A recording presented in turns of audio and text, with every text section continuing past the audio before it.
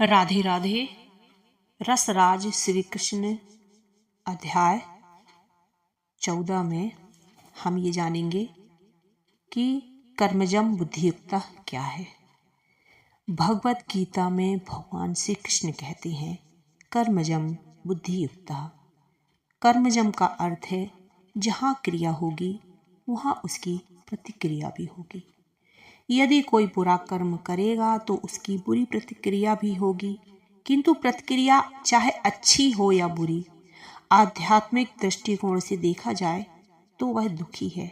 मान लीजिए कि अपने पूर्व जन्मों के अच्छे कर्मों के कारण मुझे अच्छा जीवन, सुंदर शरीर, उच्च शिक्षा मिली है। मेरे पास ये अच्छी चीजें भले ही हों, पर इसका अर्थ यह तो नहीं हुआ कि मैं भौतिक दुखों से मुक्त हो गया। जन्म, मृत्यु, जरा और व्याधि, चाहे मैं धनवान हूँ, सुंदर हूँ, सुशिक्षित हूँ, बड़े परिवार में जन्मा हूँ, चाहे कुछ भी क्यों न हो, फिर भी मैं मृत्यु, जरा और व्याधि से बच नहीं सकता। इसलिए हमें शुभ और अशुभ किसी भी प्रकार के कर्मों को कोई महत्व नहीं देना चाहिए। हमें केवल आध्यात्मिक कर्मों से ही संबंध रखना चाहिए।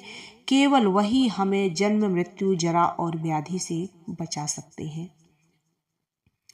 यही हमारे जीवन का उद्देश्य होना चाहिए। हमें अच्छी या बुरी किसी भी प्रकार की वस्तुओं की लालसा नहीं करनी चाहिए। उदाहरण के लिए मान लीजिए कोई व्यक्ति किसी बीमारी से कष्ट पा रहा है। वह बिस्तर पर लेटा है और खाना पीना, शौच कर्म आदि कठिनाई पूर्वक कर रहा है। साथ में उसे और कड़वी दवाइयां भी खा रहा है। कमरे में अप्रिय गंध न फैले, इसलिए नर्स को उसे साफ रखना पड़ता है। जब वह इस स्थिति में लेटा हुआ है, तब उससे कुछ मित्र उससे मिलने आते हैं और उसके स्वास्थ्य के बारे में पूछते हैं। वह कहता है, हाँ मैं ठीक हूँ। अब यह क्या ठीक है क्या? बिस्तर में असुविधा पूर्वक सोना, कड़वी दवाई खाना और हिलने डुलने में भी कठिनाई महसूस करना, और इन सब असुविधाओं के बावजूद भी वह कहता है मैं ठीक हूँ। इसी प्रकार हमारे जीवन की भौतिक स्थिति में हम भी यदि यही सोचते हैं कि मैं सुखी हूँ, तो यह हमारी मूर्खता है। इस भौतिक जीवन में कोई सुखी नहीं है। यहाँ तो सुख प्राप्त करना असंभव है। इस स्थिति में हम जानते ही नहीं कि सुख क्या है।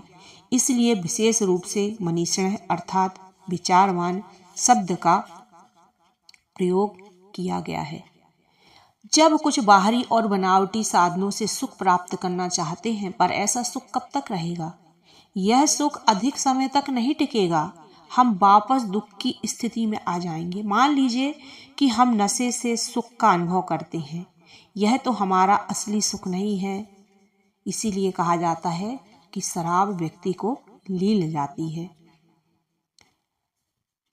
तो सबसे करबद्ध निवेदन है कि अगर कोई भी नशा करता हो तो कृपया करके नशा बंद कर दीजिए और भक्ति में लग जाइए, अच्छा कर्म कीजिए और अच्छा जीवन पाइए।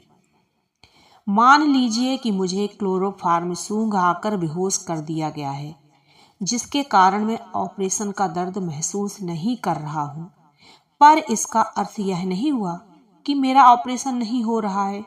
यह सब बनावटी चीज है। वास्तविक सुख और वास्तविक जीवन में भी विद्यमान है। भगवत गीता में जैसा कि भगवान श्री कृष्ण ने आदेश दिया है कि विचारमान व्यक्ति अपने कर्म के फल का त्याग कर देते हैं, क्योंकि वे आत्मज्ञान के स्तर पर आसीन होते हैं। इसका नतीजा यह होता है कि जन्म, मृत्यु, जरा और व्याधि के बंधन का अंत हो जाता है। यह अंत को हम परमानंद के भंडार रसराज कृष्ण के साथ जुड़ने से पा सकते हैं। वास्तव में वही पर सच्ची खुशी है जो हमारा लक्ष्य है। बोलो राधे राधे। प्रेम से बोलो राधे राधे। और इस वीडियो को आप पूरा देखिए। मैंने प्लेलिस्ट बना रखी है, तो आप शुरू से लेकर जितने भी इसमें भाग हैं, आप सब रसराज श्री कृष्ण का आनंद लीजिए और मुझे कमेंट्स करिए, लाइक करिए, सब्सक्राइब करिए और प्लीज़ बहुत सपोर्ट करिए। राधे राधे।